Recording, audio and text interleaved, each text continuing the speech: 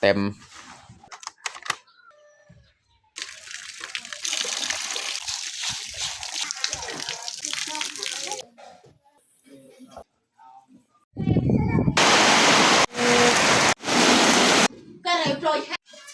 ว่าสิไข่ยัดว่า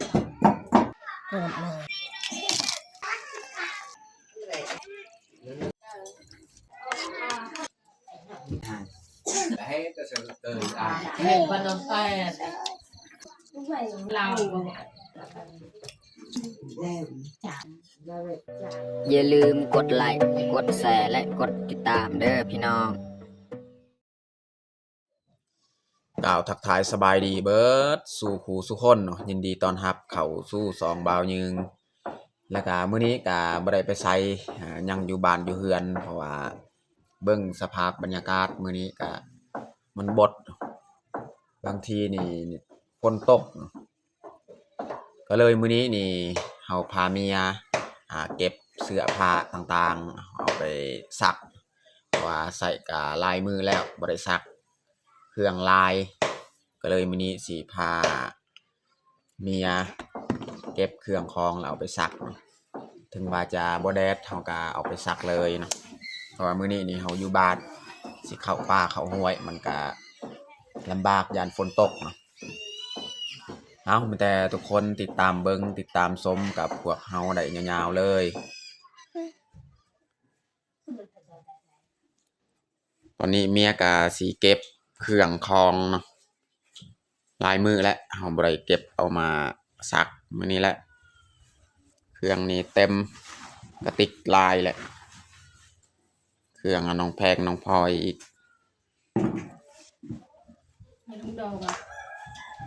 ได้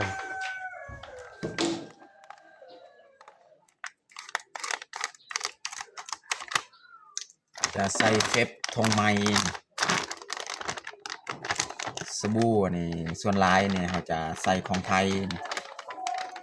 เขาจะบ่ใส่ของลาวของเวียดส่วนหลายเป็นของไทย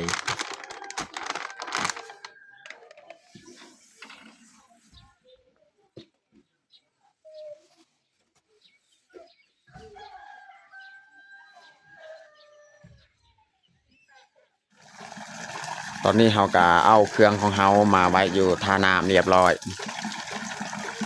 เครื่องเขาลายขนาดพี่น้องลายมือและเขาบริซัก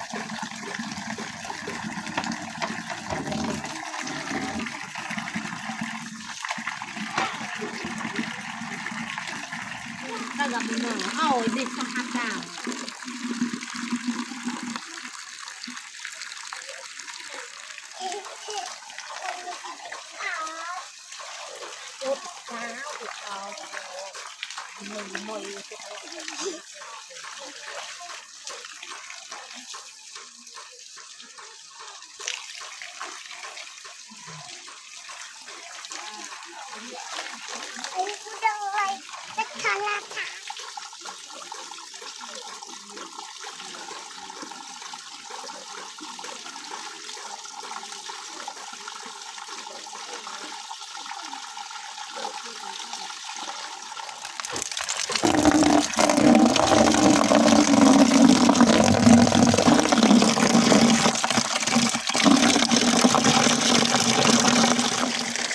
นี่เขาจะใส่เฟบอีกเนาะ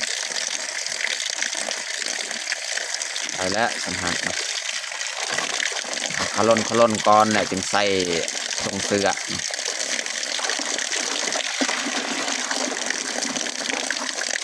เอาใส่เลยแบบนี้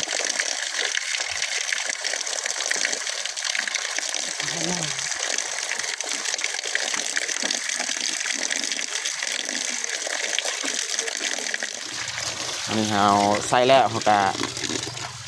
เหยียบกับตีนก็ได้หรือว่าย่องกับมือจะหน่อยนะอันนี้เขาเหยียบก้อนจะหน่อยจึงมาย่องกับมืออีก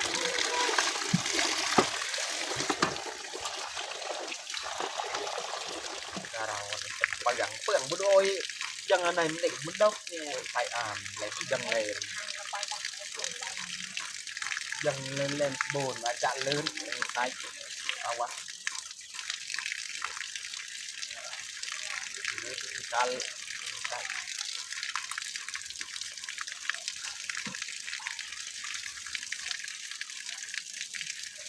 วันนี้เขาสีย่องกับมือเอาอีก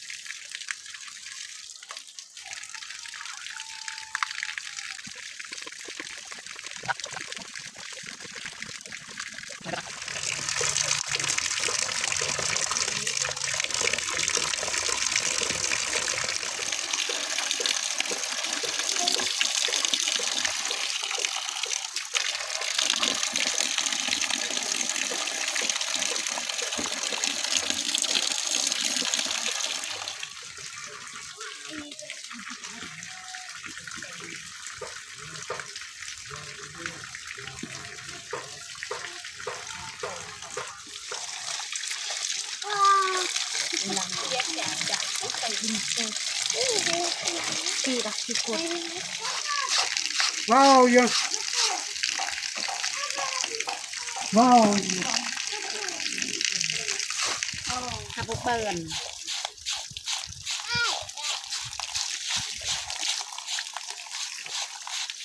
อ้าวนักประไทยที่เป็นนักเราหนุกเจ้าใจละค่ะมาเกิดลงลาวค่ะเอาคนไหนที่อาจจะโดนตัวนี้จะดาวดังมาที่ตาเลยยังเป็น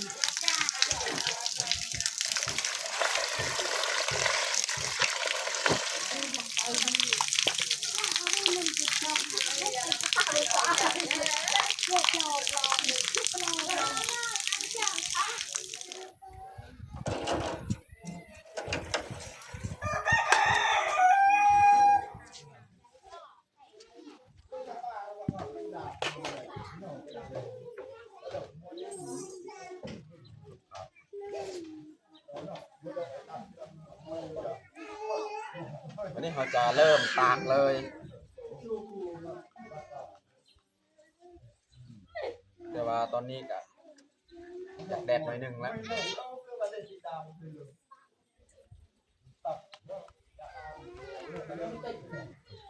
จะเอาตากกัน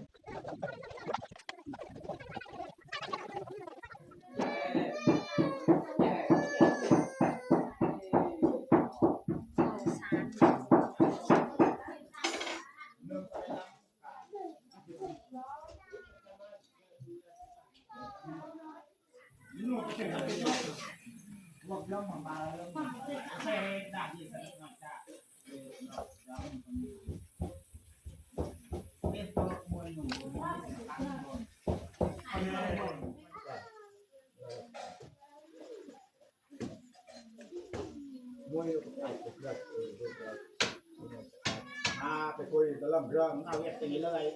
โต้พิษเลยยังเขาเกณฑ์กระดับที่ต่อ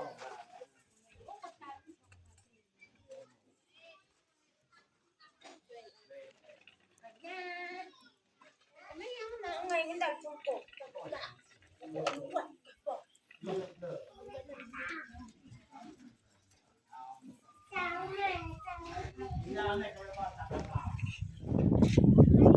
ตอนนี้ก็สิแล้วแหละเราตากเครื่องของเราเต็มตากแต่ว่าตัวใดมันบ่พอเขาใส่ก็ไปฝาดบนอื่นอีกพูดพี่น้องทั้งนั้นก็มีเขาไปฝาดไว้เพราะว่าเขาเกาะนี่มันบ่พอเขาเกาะใส่ส่งเสื้อนี่เขาฝาดไว้เลยใส่หัวยัง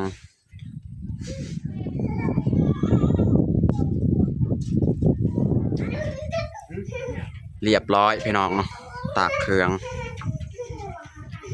องลายขนาดส่วนในกระคุนี่เรือนมันเอาไปฟาดบนอื่นเพราะว่ามันเบิดแล้วเขาเกาะที่เขาใส่นี่เบิดแล้ว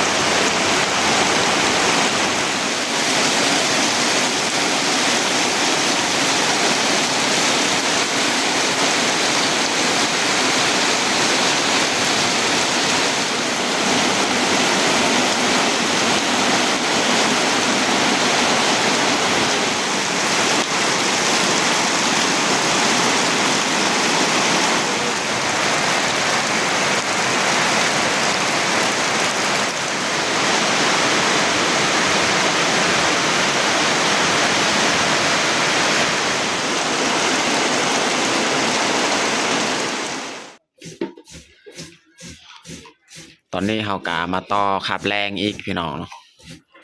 เพราะว่าบางกี้ฝนตกพี่น้องเนาะเลยบ่ได้ทายช่วงเที่ยงกินข้าวเที่ยงฝนตกแห้งเลยมาต่อตอนแรงอีกนี่เมียกำลังหุงข้าวเจ้าฝนตกหนักบางกี้ตอนนี้ก็ฝนเอื่อนแล้วเนาะ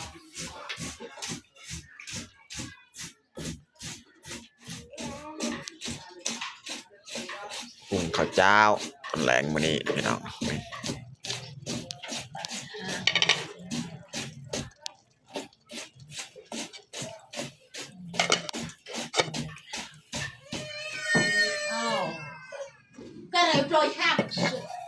ตอนนี้ก็สุกเรียบร้อยแล้วพี่น้องเนาะ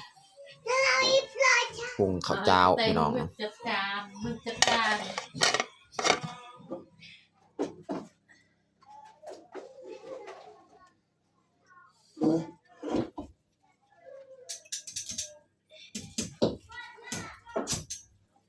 ข้าวของเฮาก็สุกเรียบร้อยวันนี้ก็สิเอาปลานี่พี่น้องปลาซ่องโตสิมาปิ้งเนาะส่วนเมียลงไปเก็บผักกาดเนาะกาดนี่มันสีแกงกับชิ้นหมูจังหน่อยเฮาปิ้งผ่าเลยเนาะปลาของเฮาใส่เกลือบาดนี้เราจะหมักกับเกลือเลย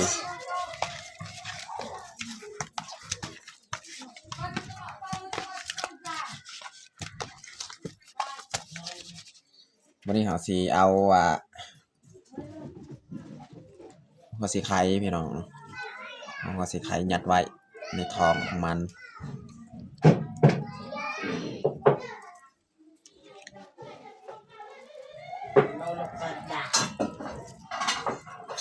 ดับขาวพี่น้องเนาะ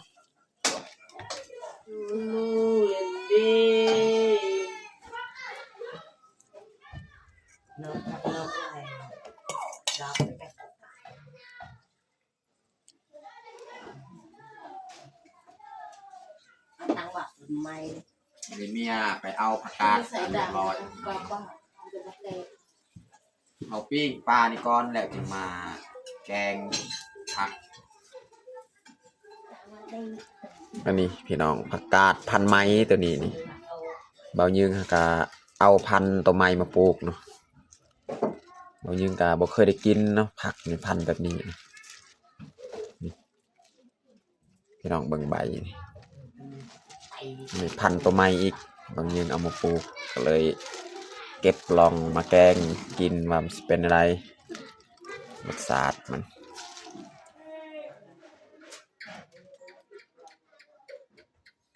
อีดูมีดาวอาเกอร์ดูบนหอก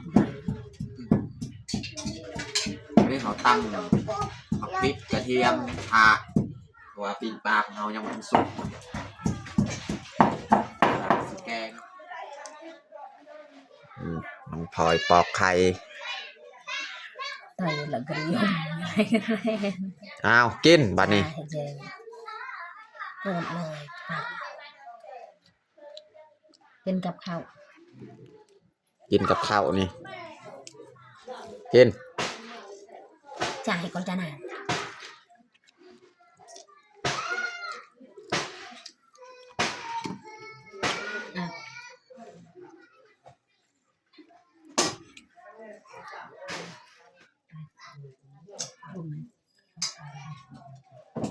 ไก่สิสุกแล้วพี่น้องปิ้งปลาของเรานี่แหละซีนหมูที่เราเอามาแกงจังหน่อยนะแกงใส่ผักของเรานะตำมะพริกกระเทียมทะและมักทั่วพี่น้อง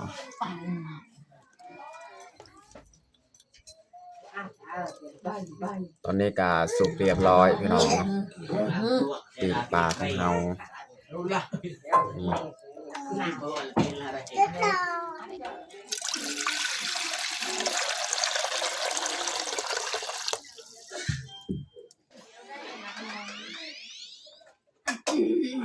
สวัสดี trong bài này น้ำกระพดบัดนี้เฮาสิปรุงเลยใส่มักพริกกระเทียมหอมแคนใส่หัวสิไข่ใส่ผงนัวใส่เกลือแล้วก็ใส่ซีดบัดนี้ซีดหมูของเฮา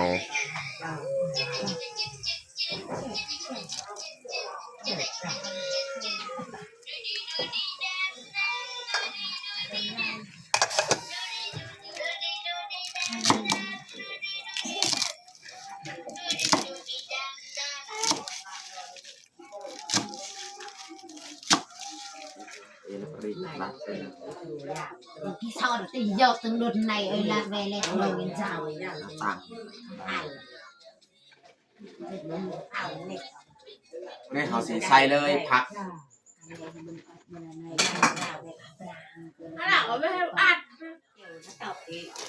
rình chạy tủi lọc để chứ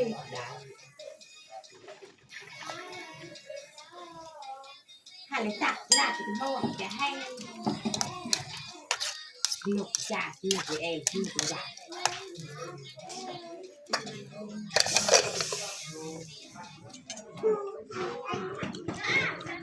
สมแจวพี่น้องแจมเผ็ดดิบ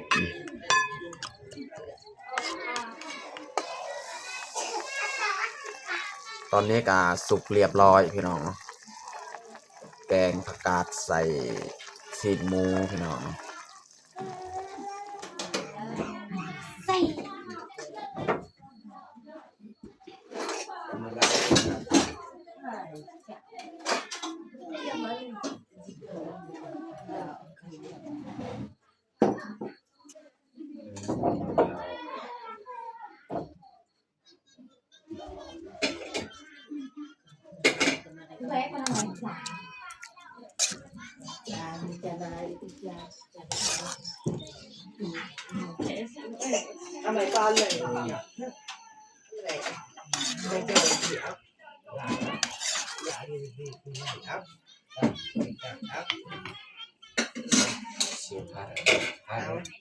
วันนี้เขาสีเทน้ำใส่เลย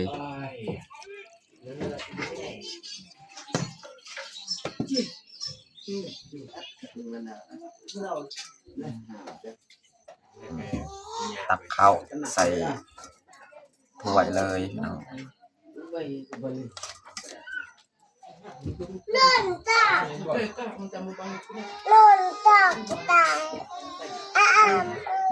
กระจา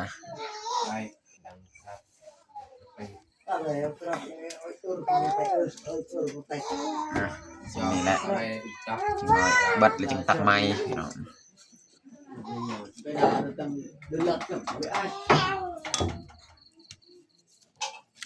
ปีกปลาพี่น้องเนาะเรียบร้อยกระแจวแกงซีนหมูใส่ผักกาดข้าวเจ้าพี่น้องสำหรับอาหารแรงของเฮากะเบิดสำนี้แหละตอนนี้กะเรียบร้อยเฮาแต่งข้าวของเฮาแต่เฮาจะลงมือกินข้าวแรงเลยเอามาทุกคนมากินข้าวแรงนำกันเอาน้องพ่อยเอิ้นลุงป้ามากินข้าวกิน cái này chả của tinh này hải lắm bác ăn chả ăn được nhiều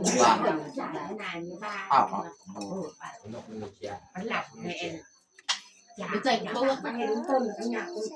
lộ con nó tay bà hẹp nó ôi nó phát phát này nó hay quá điสดๆเลย จะให้ว่าอุ่นแซ่บมันมันดูตุ๊กตุ๊กเนี่ยให้แทนโลกมันไปแล้วมันน้ำโตมันเรื่องอะไรจังกับให้แต่เสร็จเลยให้มันน้ำแซ่บง่ายดูโชว์ลูกมองมันได้ทุกคนเลยจ้าเอาอย่าให้สักไปเลยนั่นเอวตื่นไม่ไม่บางก็ไปดูยังหันไปหันหลังนะแค่ดูแค่บนห้องเนี่ยความเป็นไม่เคยเป็นเน่า anh đi vô ở đâu thì hành tí hành bố กินหลายๆน้องพลอย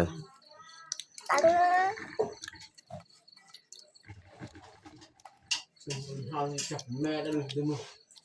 Vâng, sẽ là rồi. đều chào Thái Lan phải bán Thái Lan Vô một ổn cả về. cho mình tao bồi chà lão Nhất thì người ta phải làm phải giờ nhất phải về chào cái trời Trên đây chà. bán là hài hơn sai